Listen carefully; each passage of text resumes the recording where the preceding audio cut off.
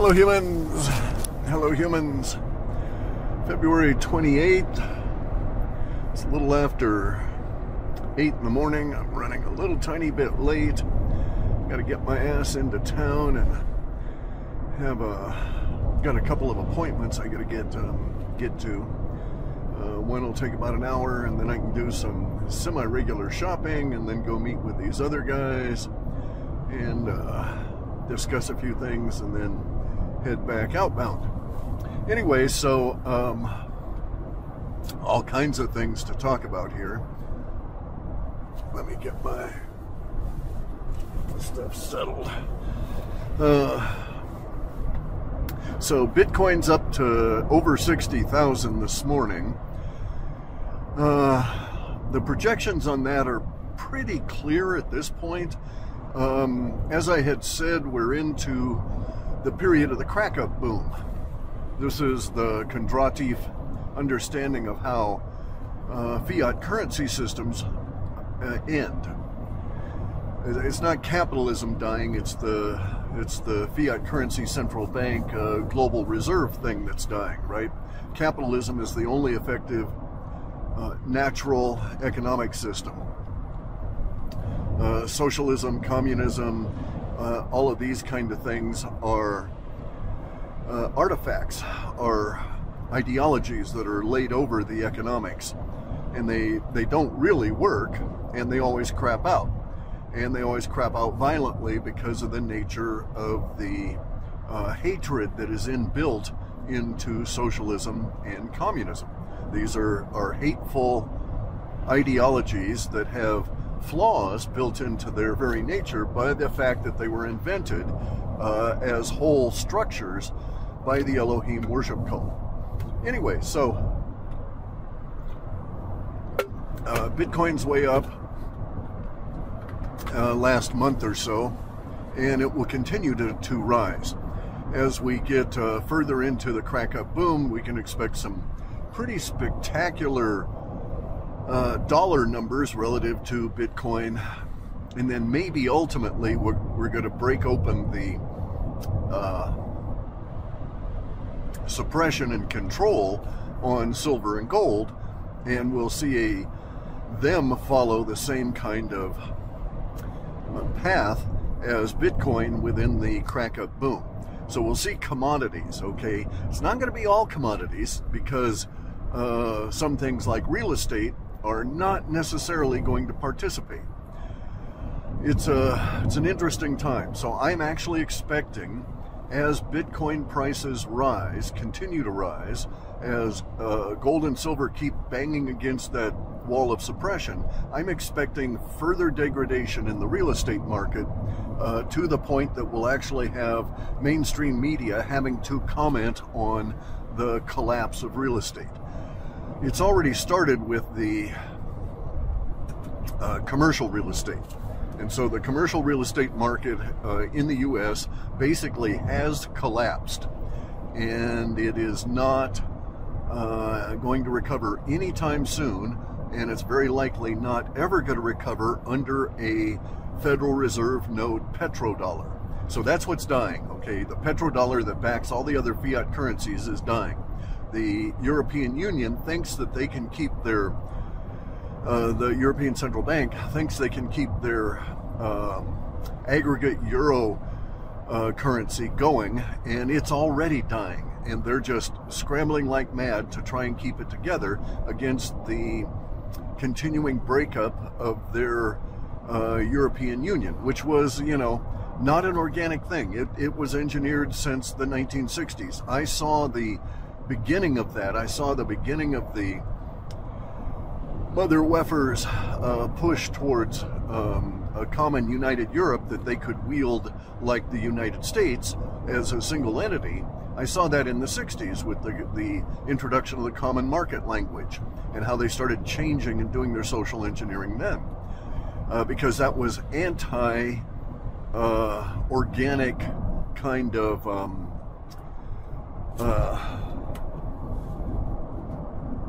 mood, I guess you'd say. everybody go home and lick their wounds, tighten up, you know, clean up, all of this kind of stuff. Instead, the globalists push and push and push to get this, quote, democratization of Europe, which means the destruction of the republics, and smush them all together into the EU, and we're here now. So Bitcoin's going to be going up. All the cryptos will go up to a certain extent. Many cryptos will die in the near future. All right, so we're talking a few months, and we'll start seeing some level of crypto death. Just even as we're seeing new all-time highs for Bitcoin and all different kinds of currencies.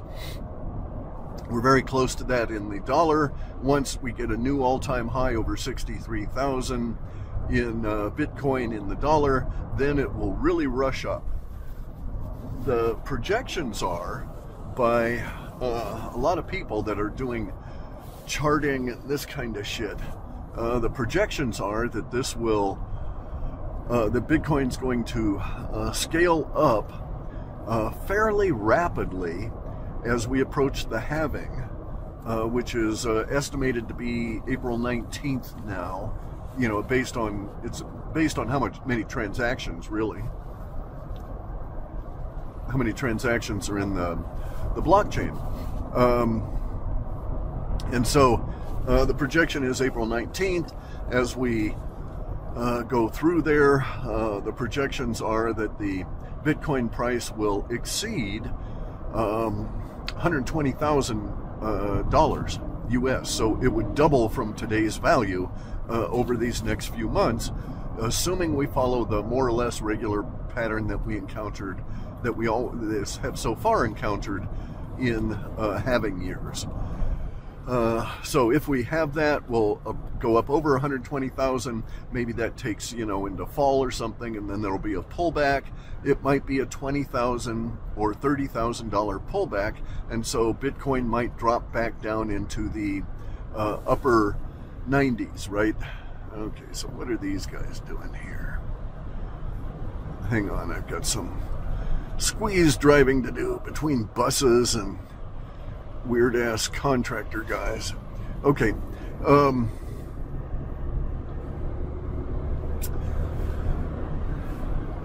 so Bitcoin goes up to the 120,000, drops down into the upper 90s, makes a floor into the upper 90s, and then pushes through that floor and beyond the rest of this year as the fiat currencies continue their degradation and the social chaos that was engineered and built into the cake now by the actions of the mother weffers.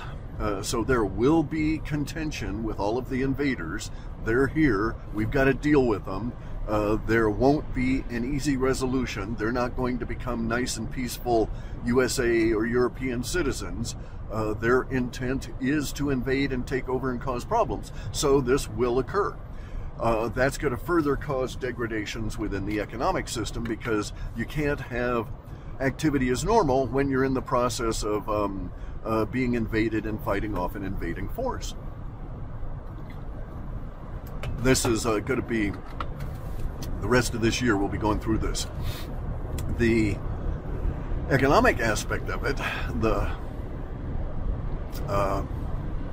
actual production of goods and services and all of that kind of stuff, is going to take a hit as well. This will also affect the underpinnings of the ability to satisfy debt in the fiat currencies, because that's all they are. They're just a mechanism for dealing with debt. They're not really money per se.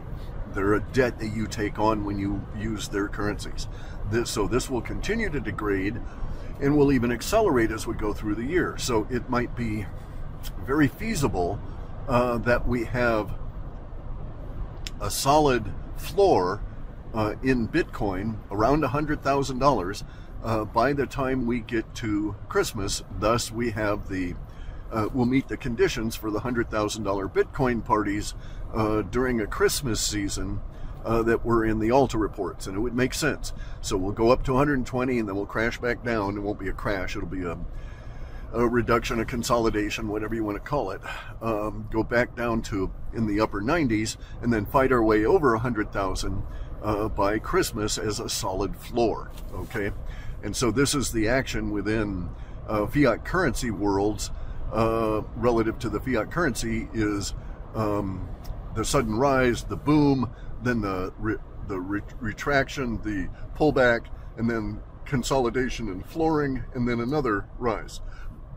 Now, the expectation is, just doing projections off of charts and stuff, so I don't have any data, but these chartists, I'm just looking at their stuff, and the projection is that in 2025 we'll see Bitcoin over $1 million each, and this will be the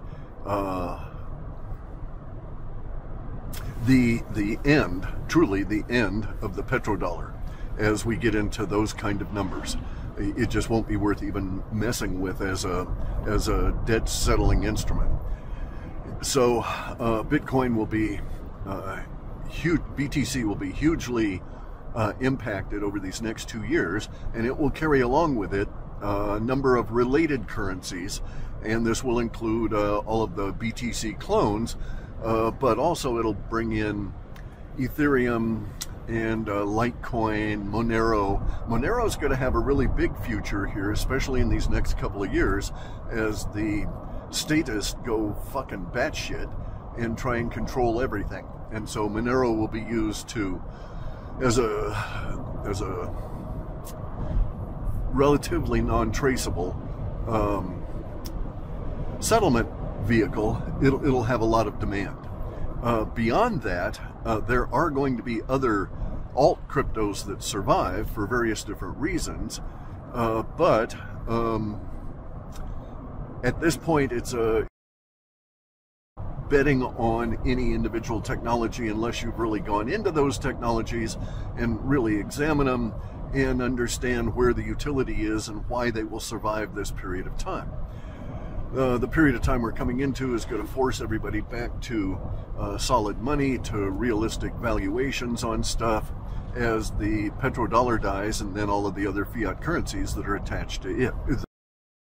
So we're seeing that now. Bitcoin is making all-time highs in a number of different currencies, including in Japanese, right? So Japanese currency is very stable usually, and for it to be making these kind of big new all-time highs in Bitcoin, for Bitcoin in yen, is really a very telling issue.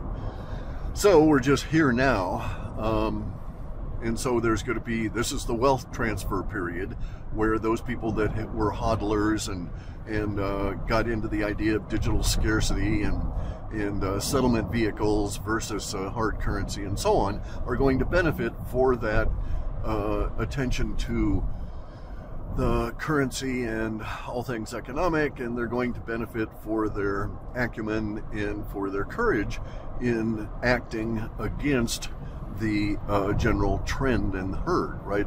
So Bitcoin people, very likely the hodlers, none of those people took the shot because it's the same kind of maybe some of the money manager kind of guys did, but mostly the individual Bitcoiners, I bet you they didn't take any of the, because it's the same kind of process that allows you to be courageous and make a move early and ahead and against the existing trends that will propel you into this intergenerational wealth stuff, right?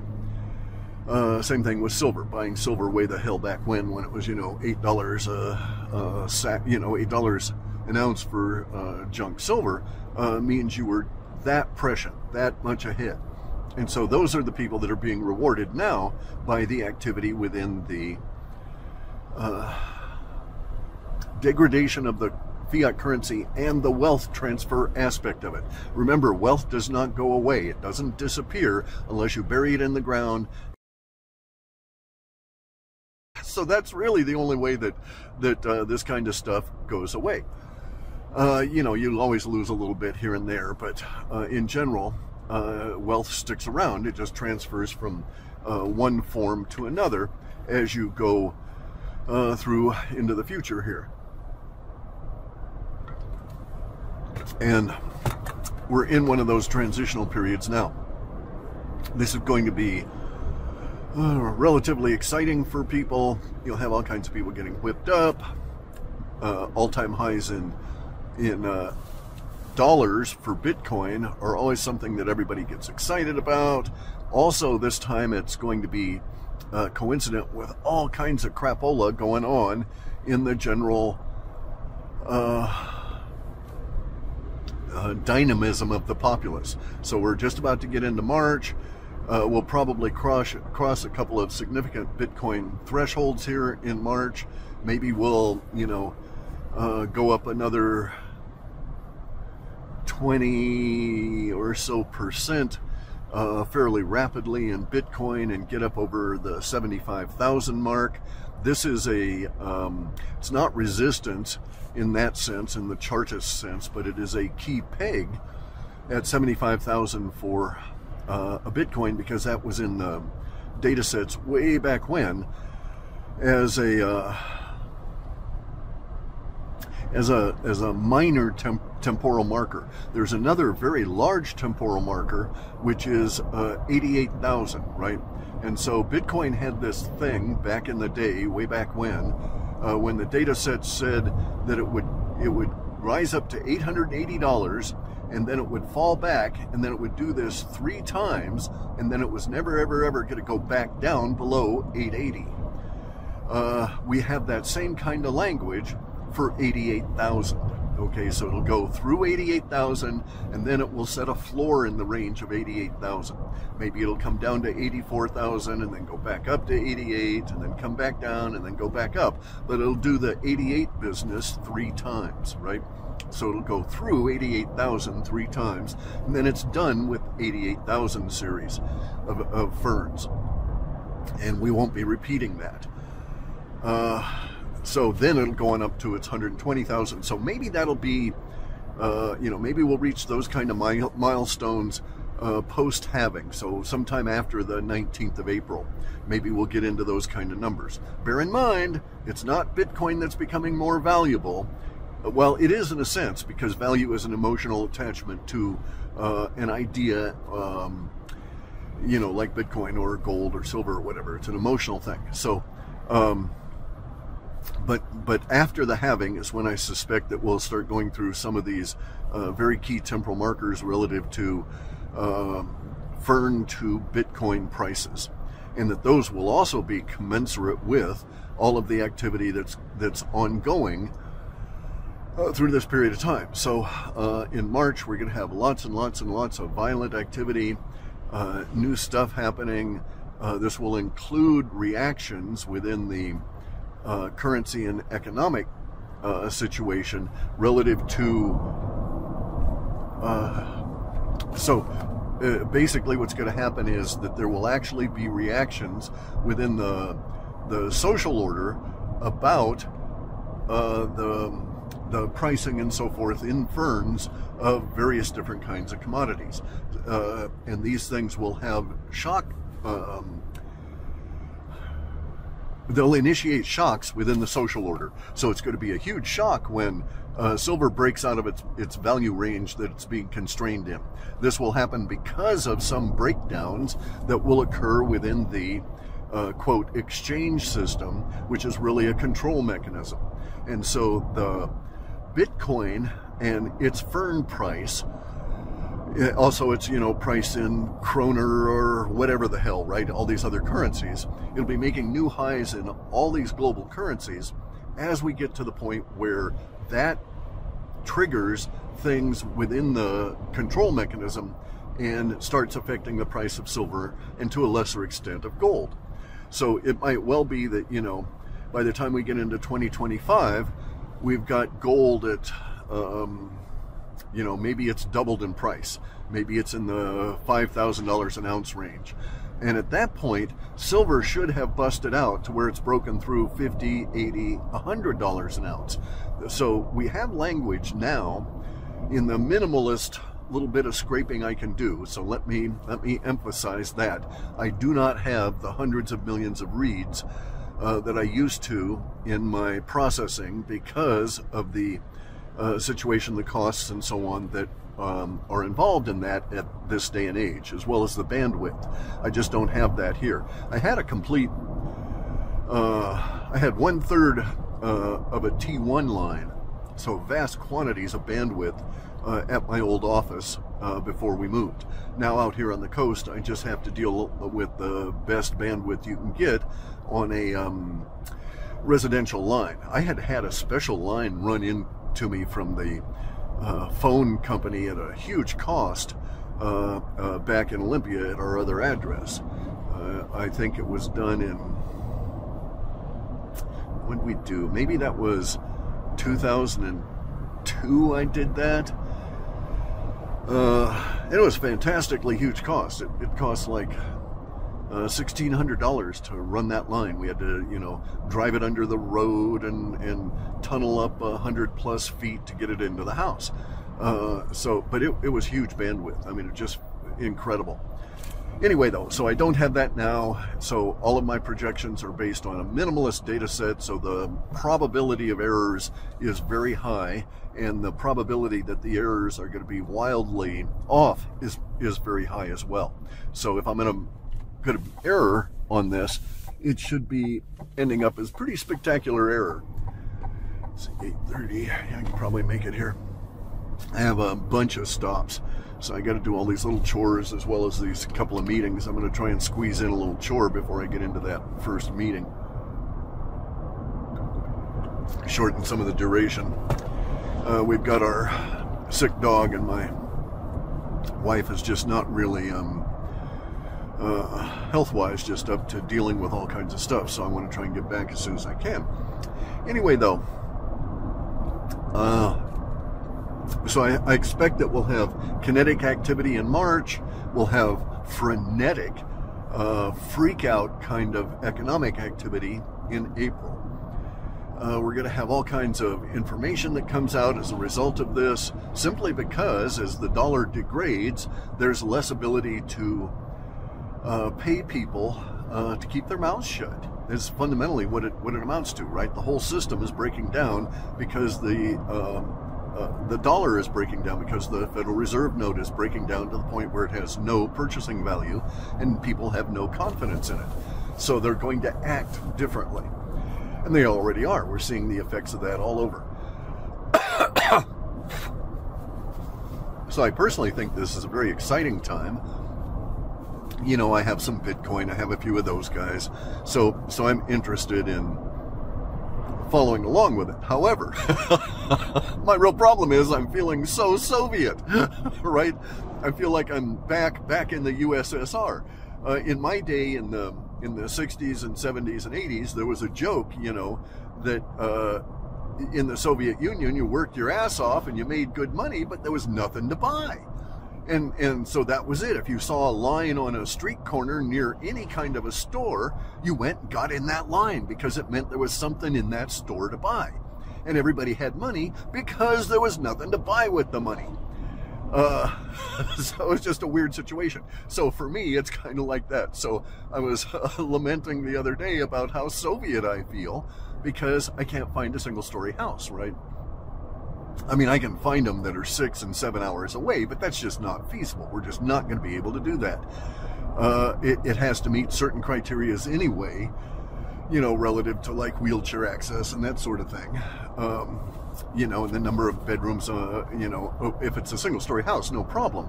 But in any event, so I can't find one. So I'm feeling very Soviet, right? Like if I saw a big line in front of a real estate agency, I'd go and get there. But in any event, though, so here's the thing about real estate, because I got to wrap this up fairly quick. Commercial real estate has collapsed. The amount of bad debt associated with commercial real estate right now that they know the debt is bad, that is that people are behind on payments on commercial real estate, they're not making their mortgage on time or barely making it on time, whereas before they would pay it early, that kind of thing. All of these indicators are showing that commercial real estate has just totally crapped out. Now, the extent of the commercial real estate that has already crapped out means that the entire banking system in the United States, as well as the banking system, most of the banking system in Europe, cannot come up with reserves to cover the losses. And this is not the complete collapse yet of the commercial real estate market, meaning that we're looking at a breakdown of commercial real estate at a level that has not ever been seen before in our modern society. And if we look at, and there is no analog for it in previous times, it's at that level. So just absolutely staggering the complete involvement of this. So if we were to take basically all commercial real estate, then the amount of loss reserves the banks would have to have is about 18 times what they've got set aside. 18 times. So they've only got 1/18 of the loss reserves necessary to cover the commercial real estate market as it exists now in its totality. But in fact, the whole system is reeling with it only 1/18 broken down, right? So like I was saying, you know, I know guys that, like myself, for whatever reason, they were hunting for, you know, older guys that are hunting for houses and trying to move and this sort of thing, mostly people with cryptos.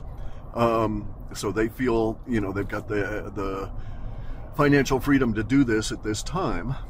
And they're looking at commercial real estate because there's not much in the way of residential real estate being sold or offered, even because even if you wanted to sell your house, there's no house for you to buy. And the minute you sell your house and convert that house into dollars, the dollars start depreciating like right the fuck away. And so you're running up against a decreasing amount of value that you've converted your house out of, and then you're trying to get that money converted back into a new house, and they're just not available or whatever. Also, a lot of them still have high prices, expecting to be able to recover. So a lot of the houses have very high prices on them because the level of debt that has to be satisfied in the sale. So I know some houses now where they, I don't know if people are going to try and flip them or what the deal is. That whole, quote, industry is really tanked. But I know a couple of houses where the owners are basically wrestling to see if they're going to accept offers that are below assessed value. So this is that point of time where we reconvert wealth and taxes and so on. So all these counties are freaking out because houses aren't selling. They get some money in the process of the house sale, but also it sets a new base for them relative to land taxes, and those are dropping because the sales price is less than the county's already assessed value. They can't have that. Legally, they have to adjust it downward to the actual sales price. And this is the same mechanism that destroyed the land tax base for the counties, especially out in the West. You know, anything west of the Ohio River Valley, but throughout the entire country, was seriously affected in the Great Depression. And the mechanism was that the land sales were at such a low level, and that affected the tax base. So, you know, counties don't like it. There's nothing they can do about it. But this is the state of affairs at the moment. So real estate's not necessarily going to be a good investment, especially for short-term kind of stuff. So I just want a new house. I'm not looking at an investment. I just want to get away from all of the noise and the crap of adding this and rebuilding the house I'm in. You know, I really have to. The contractor really fucked me over there in the things he did, and I've got some serious issues with that house that I'm wrestling with. So I just want to get another house to go and live in while all this is going on. I'm not after any kind of long-term gain and stuff. If I were, I would still be looking into commercial real estate because the stuff is so hugely undervalued. And you're finding, if you look, you can find places where it's been, where the value of the property to you is such that if you make an offer that can be used as leverage with the banks to get people out from under the debt, they will do so. So I know of one place where an old restaurant was sold for to a guy, and he's converting it into a house. And when he bought that, it had been on the market for, geez, maybe 12 years or something like that. And he picked it up and offered some small fraction. Let's just say that he offered like 1/5 or something of the notional value at the time that it was listed. And and so that was not enough to satisfy the debt on this property that just sat there. But the bank, it had been in arrears for a number of years, the guy making some level of payments, just enough to keep it going. And the guy went with the offer back to the bank and said, what can we do? And they said, okay, we'll go with you on this amount. We'll forgive this amount of the debt if you accept this offer and you pay off this other amount of the debt. And so they worked it out. And so basically the bank took a big hit on it, and this guy took a big hit on it. And my friend bought this place, which he's now putting money into in order to turn it into a house from a restaurant. And that's, in some places, that's what we're going to have to do. Trying to see where I've got. Okay, there we are. Anyway, so that's the state of affairs here. I'm still sort of looking for a house. I'm in the process of getting the next phase of my addition going here. So we're going to have the engineering and the plans. I'll submit those. I don't really give a rat's ass about the county's opinion of stuff, but I'm going to do it just to be legal. If they slow me down, then we'll go into an illegal state where I'll just say, yeah, piss on it, I don't give a shit, we're doing it. But in any event, so the next thing is to get the heat pump moved, and the next thing is to get some more lumber or logs out of the place, and a couple of large stumps removed, and then to get the heat pump moved and the foundation started. Now, the good news for me at a personal level is that there's a lot of crews available, starting to become available, because work is drying up. Not that many people are out here building houses and stuff, so those new housing starts are way down all over, which means that there's more crews for remodels and things. Not a good thing economically, but at least I'll be able to keep a couple of people employed with their crews here as we go forward for at least a brief bit of time, so they'll get some money this year. That's just the situation that we've got. Anyway, like I say, Bitcoin's probably going to retreat after it gets up to about 118 to 120,000, something in there, and then that retracement will be the floor. So it goes from 120 down to upper 90s is my thinking. And then after that, that's the floor for it.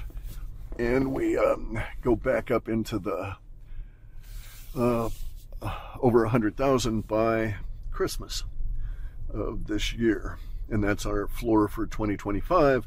And then we rush on in to the millions as the fiat currency totally breaks down. Okay, so a little early, but I'll get it in. Let's see if I can get in early on this. All right, guys. So I'll do another one of these on the way out. There's so much to talk about. Yep. So anyway, have fun days.